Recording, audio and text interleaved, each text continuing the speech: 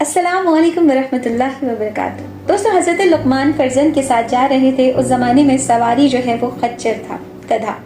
لقمان ضعیف تھے، بیٹے سے کہا میں بیٹھتا ہوں، تم چلو۔ قافلہ ملا، السلام علیکم، وعلیکم السلام، کیا ہے بھائی؟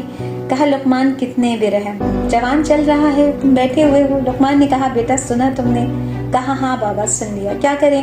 کہا تم بیٹھ جاؤ میں چلتا ہوں۔ چلے، دوسرا قافلہ ملا، السلام علیکم، وعلیکم السلام۔ کہا دیکھو دیکھو کتنا بد اخلاق جوان ہے، خود بیٹھا ہوا ہے، ضعیف باپ چل رہا ہے۔ لقمان نے کہا بیٹا سنا تم نے؟ کہا ہاں بابا میں نے سن لیا، اب کیا کریں؟ کہا دونوں سوار ہو جاتے ہیں۔ چلے، تیسرا قافلہ ملا، السلام علیکم، وعلیکم السلام، کیا ہے بھائی؟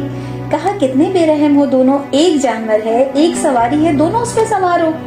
لقمان نے کہا بیٹا سنا تم نے؟ کہا ہاں سن لیا، تو کیا کریں؟ لقمان نے کہا خچر چلتا رہے، ہم دونوں پیدل چلیں۔ اب خچر چل رہا تھا، یہ پیدل جا رہے تھے۔ قافلہ ملا، السلام علیکم، وعلیکم السلام۔ کہا اتنے بے وقوف ہو، سواری رکھتے ہوئے بیٹھتے نہیں ہو، پیدل جا رہے ہو۔ لقمان نے کہا بیٹا سنا؟ جی بابا سن لیا، اب کیا کریں؟ خچر کے پیروں کو باندھا، اٹھا دیا، کیا کریں؟ سارے راستے ختم ہو گئے، کوئی اور راستہ ہی نہیں بچا۔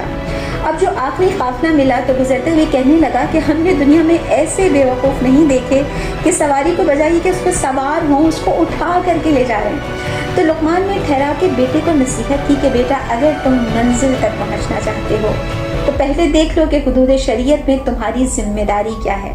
جیسے ہی تم نے طے کر لیا، اب ان کی پرواہ نہ کرو کہ یہ کیا کہتے ہیں، ورنہ تم منزل تک نہیں پہنچ پاؤ گے۔